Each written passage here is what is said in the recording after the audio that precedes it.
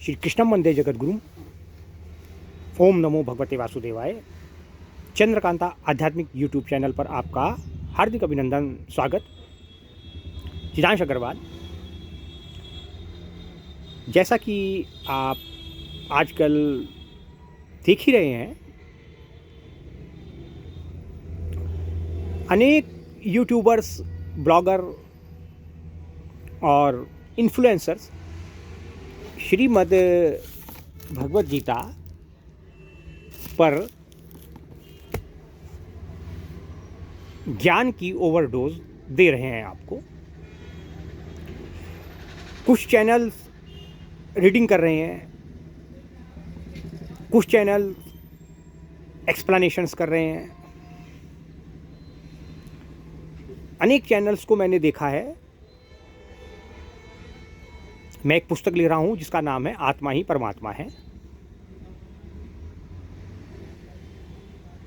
जितनी छेड़छाड़ दुर्भाग्य से हिंदुओं ने श्रीमद् भगवत गीता की श्लोकों की व्याख्या के साथ की है, पूरी दुनिया में किसी भी अन्य शास्त्र के साथ, किसी भी अन्य मजहब को मानने वाले ने अपने धर्म ग्रंथ के साथ ऐसी मूर्खतापूर्ण छेड़छाड़ नहीं की है।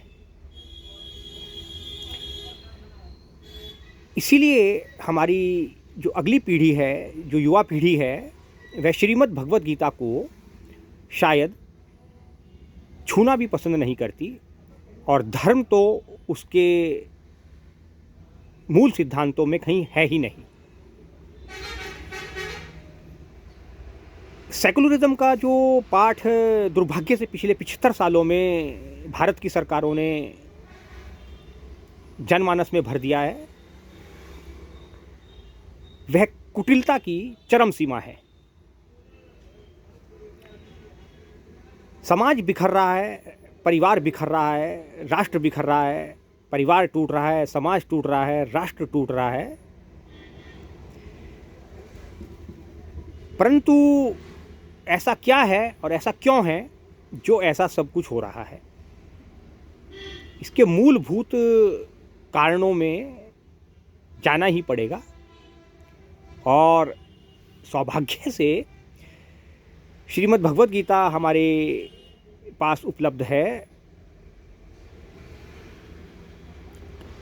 मैं कुछ स्टूडेंट्स को, जो सीबीएसई बोर्ड में जब से श्रीमद् भगवत गीता के कुछ श्लोक लगाए गए हैं, अनिवार्य कर दिए गए हैं 11th और 12th के स्टूडेंट्स के लिए, मैंने उनको पढ़ाया है।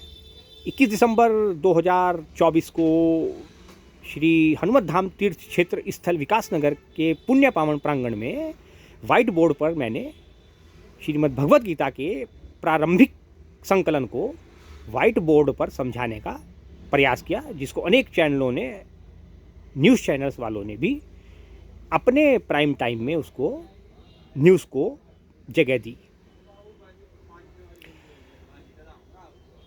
आज की तारीख में हमें एक नई फाउंडेशन चाहिए, नई बुनियाद चाहिए हमारी युवा पीढ़ी को, तब वो भगवत गीता को समझ सकती है।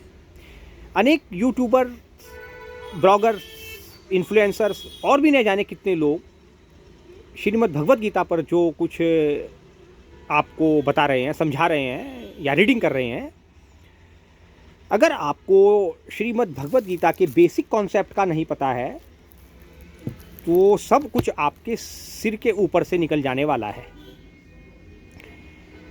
देखो बेटा, कुछ चीज़ें बहुत जाननी और समझनी ज़रूरी हैं श्रीमद् भगवत गीता की। चाहे आप रीडिंग कर लें, चाहे आप इसको एक बार पढ़ लें, चाहे आप इसको 100 बार पढ़ लें, तब तक आपकी समझ में नहीं आएगी जब तक आप इससे पहले या इसके साथ ऋषि अष्टावक्र की गीता, श्री रामचरितमानस, श्री वाल्मीकि रामायण, श्री योग वशिष्ठ, निर्वाण षटकम आदि गुरु शंकराचार्य का, श्री दुर्गा सप्तशती, संत रैदास, संत कबीर, संत तुलसीदास, गुरु नानक देव आदि अन्य अनेक संतों, ऋषियों, मुनियों के व्याख्यान नहीं पढ़ेंगे और नहीं समझेंगे, तब तक आप श्रीमद् भगवत गीता में जो श्री कृष्ण की वाणी है को कदापि नहीं समझ सकते, ऐसा मेरा मत है।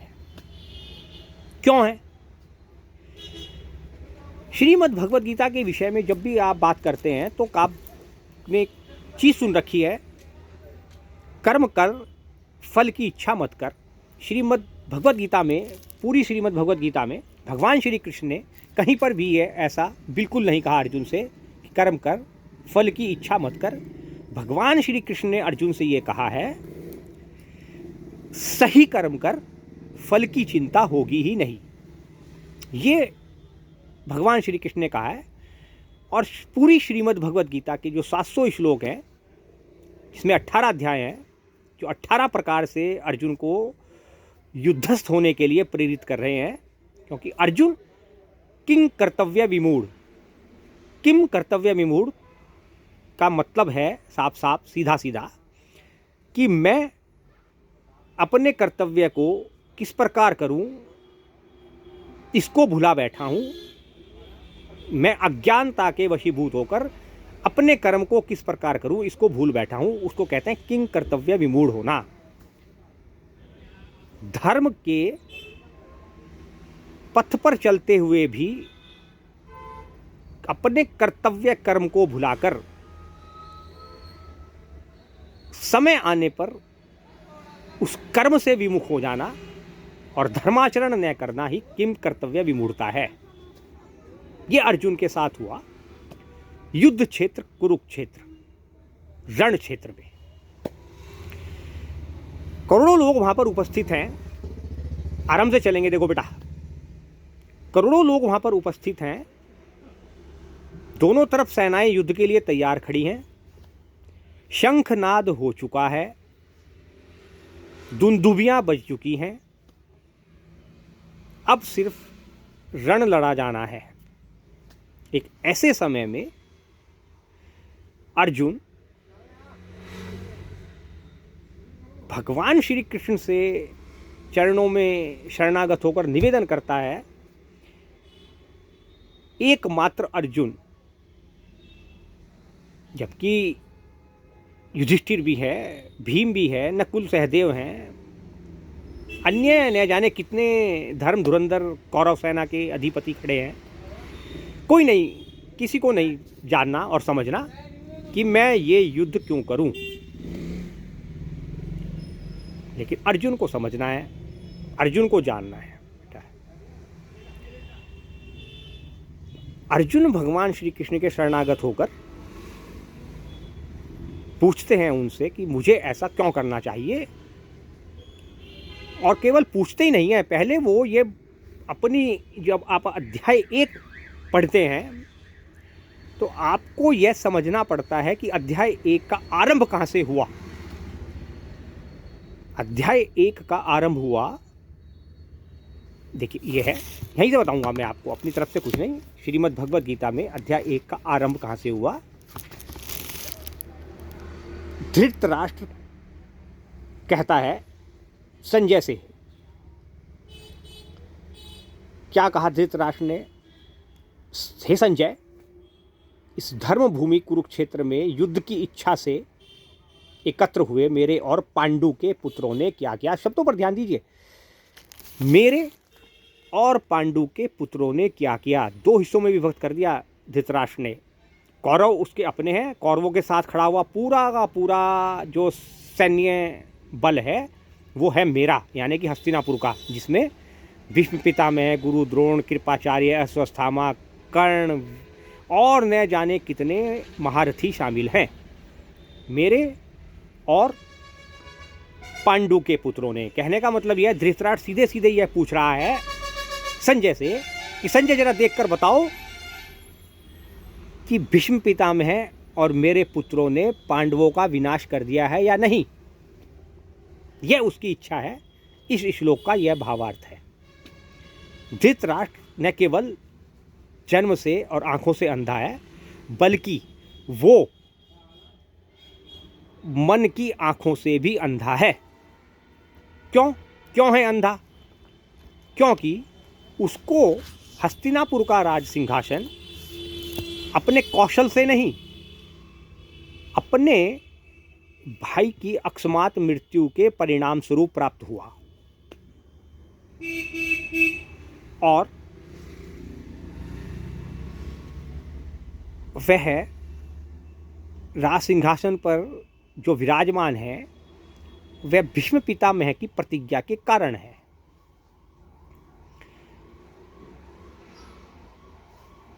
पांडु की मृत्यु किस प्रकार क्यों हुई वो एक अलग विषय है, लेकिन पांडु की मृत्यु के पश्चात धृतराष्ट्र को हस्तिनापुर का सिंहासन मिल जाना अपने आप में ही एक, इसको उपलब्धि नहीं कहते, अपने आप में ही एक भारत की दुर्दशा का पहला चैप्टर लिखा जाना है।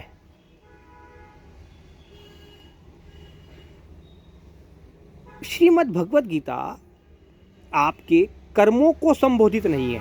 भगवान श्री कृष्ण ने जो भगवद गीता का जो उपदेश दिया है वो अर्जुन के किम कर्तव्य विमूढ़ होने के बाद दिया है। वो किसी व्यासपीठ पर बैठ करके नहीं समझाई गई है जैसे आजकल कथाएं होती हैं श्रीमद् भागवत महापुराण की। तो 98% हिंदुओं को तो यही नहीं मालूम है, इसका अंतर ही नहीं मालूम है श्रीमद् भागवत महापुराण और श्रीमद् भगवद गीता का। तो पहले तो बेटा ये समझ लीजिए कि श्रीमद् भागवत महापुराण भगवान के 10 अवतारों के कर्मों का वर्णन है और श्रीमद् भगवद गीता वह सर्वोच्च शास्त्र है जो सीधे अर्जुन के कर्तव्य से विमुख हो जाने के कारण उसको कर्तव्य पथ प्रदर्शन के लिए प्रेरित करने के लिए युद्ध के मैदान में दिया गया उपदेश है। फिर से समझिए, श्रीमद् भागवत महापुराण भगवान श्री कृष्ण के द्वारा लिए गए अवतारों की कथा मात्र है। भगवान ने जो कर्म किए हैं उनका जो वर्णन किया गया है उसको कहते हैं श्रीमद् भागवत महापुराण। और भगवान जिस अर्जुन रूपी मन को, ये मन अर्जुन है, अर्जुन रूपी मन को जो कर्तव्य पथ से विमुख हो चुका है उसको प्रेरित कर रहे हैं अपने कर्तव्य को करने के लिए, अर्थात कर्ता को प्रेरित कर रहे हैं, कर्म को नहीं। तो श्रीमद् भगवद गीता ऑब्जेक्टिव नहीं है, यह सब्जेक्टिव है। सबसे पहले ये समझिए बेटा, जो भी स्टूडेंट्स मुझे आज देखेंगे, और ये समझिए आप सबसे पहले। फिर क्या होता है साहब, एक शब्द जो आत्मा है, मैं एक पुस्तक भी लिख रहा हूँ, आत्मा ही परमात्मा है, एक शब्द है आत्मा। आत्मा के विषय में जितनी बातें सोशल मीडिया के ज़माने में भ्रामक तौर पर फैलाई जा रही हैं, इससे पहले इतनी कभी नहीं फैलाई गई। आत्मा अजर अमर अविनाशी, सर्वत्र निष्कलंक, नैनम छिदंती शस्त्राणी, नैनम दहती पावका, न चैलन कलिदंत्यापो, न शुष्यति मारुता। श्रीमद् भगवद गीता से ही बताऊंगा आपको। तो उसको खंडित और विखंडित कैसे कोई कर सकता है? अनेक व्याख्याएं, न जाने अपने मन से क्या क्या बताया जा रहा है आपको। हम प्रयास कर रहे हैं सनातन को सही सनातन के रूप में आपको बताने का, धर्म को उसी रूप में बताने का जिस रूप में धर्म आपके आंतरिक जगत को ठीक करे। धर्म का कार्य यह है ना, आत्मज्ञान। प्रातः उठकर जब आप हनुमान जी से बल बुद्धि विद्या देहु मोहि कहते हैं तो वहाँ पर यही है कि बल बुद्धि और विद्या, विद्या का मतलब आत्मज्ञान। तो ये हमारा प्रयास है, आप देखते रहिए, बने रहिए हमारे साथ। हम अभी और कुछ बताएंगे आपको अपने चैनल पर, चंद्रकांत आध्यात्मिक यूट्यूब चैनल पर, और इसी कड़ी को आप हमारे भाई मित्र राहुल सिंह जाट के चैनल श्री हनुमत भक्ति दर्शन चैनल पर भी पुनः देख सकते हैं। श्री कृष्ण वंदे जगद्गुरु।